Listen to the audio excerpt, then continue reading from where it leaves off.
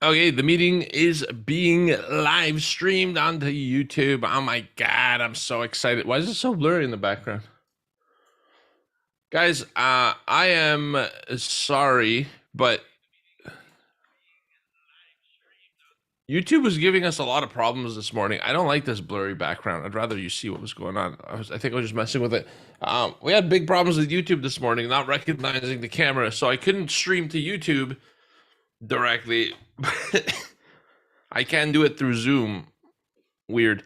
So here's what we're going to talk about today. We have a few things that we have to go over, and of course, we're starting late, so it's going to be a bit shorter than usual. The big news this morning is you guys should see the video here. Zoom, our trading room. What a nightmare. You should see the video in Zoom right now and not the screen, because I'm not sharing the screen because I don't want that on YouTube, because that's for a trading room. Does that make sense? There's no need to panic. We're good. June 9th. So ECB this morning started off with raising inflation forecasts. So it went from 5.1% in March, their previous meeting, their prior meeting, to 6.8%.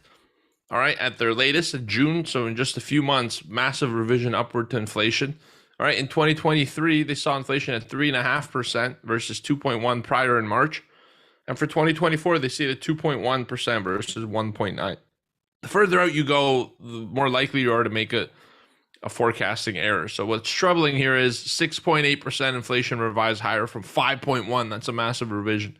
Okay, to their GDP forecast, the European Central Bank decreased it by a significant margin. In March, they thought it'd be 3.7 for 2022. Now they're revising it down to 2.8%. That's a huge revision downward. All right. There's my, you know what? I like it better blurry. What a freaking mess. I'm going to clean up my background today. All right. So because of that, because GDP forecasts have gone down and inflation forecasts have gone up, all right, the ECB raised rates by 0.25%, 25 basis points. And we'll raise it in their July meeting. So next month, it's pretty much this month, it's a done deal. It wasn't 50 basis points though. Wait, July is next month. I'm discombobulated. Sorry, guys. It wasn't 50 basis points. That's what the market was expecting. Of course, there's time between now and July to get enough reason to do 50 basis points. But this forecast by the ECB and their intention and signaling now that they're going to start raising rates is putting some of the downside in Europe, and that's translating over into the United States. This is why the sell-off started to hit so early on in the morning. All right. Why would they be doing this? I think the ECB is starting to forecast and foresee a recession coming down the pipeline, becoming official. All right, get this. In the US, Microsoft, Tesla, and Intel are freezing their hiring. All right, some of them are outright even cutting staff, and that's right before their earnings coming out in July.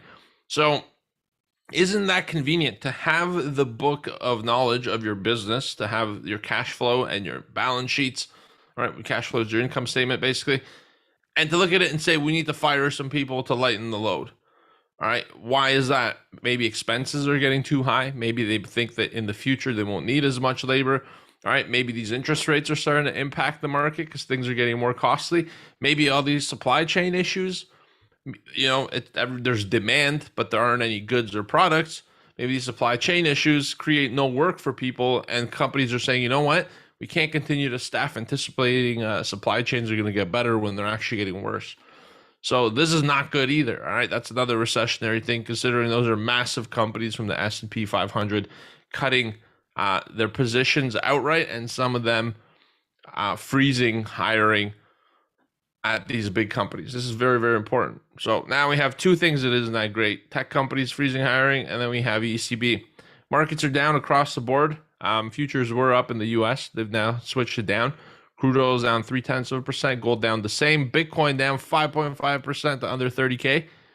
And this morning we had initial jobless claims as well come out. That's people filing for unemployment for the first time. 229,000 versus 210 expected. Higher than expected and higher than the prior, which was 200,000.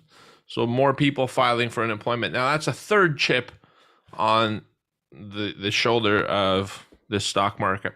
All right. Now, today we're looking like we're gonna have some downside this morning, and I think it might open up. Remember this: tomorrow is CPI, and that's inflation reading in the consumer side. That's at 8:30 in the morning. Okay, very, very, very important. That's the release of the entire week. You know, the CPI leads Fed decisions. That's what they want you to believe, anyways. So it's not CPI, it's inflation. They don't actually use CPI. They don't take it into their forecast, but it's tied to the one that they do use, all right, which is the price index. So today things might be a little bit slower or they may not. But remember, in anticipation, I don't think many massive traders are going to make big adjustments before they get the CPI information. So tomorrow's CPI report will shake us out of this range, and there's going to be some huge opportunity for volatility. And tomorrow morning, we will trade that in the room. It'll be like hitting your profit target before the market even opens. That's the beauty of the future. So that's the potential tomorrow. And last but not least, get ready for rollover. Get ready for rollover contracts in the futures market. Next week, Friday, is officially quad witching, which means institutions start rolling their contracts on their hedges and portfolio positions from today, this Thursday. By tomorrow, they'll probably be done. And late next week, some stragglers will be doing it. But we're moving from the M contract to the U, and we're going to start trading the U as of Monday of next week. We're going to wrap up this week on the M, the June. All right, that's it, YouTube. Sorry for being late, but what can we do? This is a crazy, crazy time for YouTube. YouTube wouldn't let me use the camera, wouldn't let me do anything. Here I am looking, beard's looking kind of good. I haven't cleaned it up in a while. I kind of like the blur when I move. Look at it. You can still see through my headphones. See that? Zoom, I'm going to need you guys to improve your algorithms. Like through that hole, you can see that it's not really blurred. It's like a halo. I like it. Imagine giving me a halo. What a terrible decision. Later, YouTube. I gotta kick you out. We gotta do a trading room oil update and then start the day with some fun trades. So I appreciate you all. Thank you for hanging out. And I know that this isn't the most ideal conditions, but we got the update to you anyways. It's our commitment to get you one a day. Love you guys. Have a great day, YouTube. Check out in the link to this description. Check out the link to our order flow webinars for futures and options, and learn how to trade like the pros. We'll see you guys later.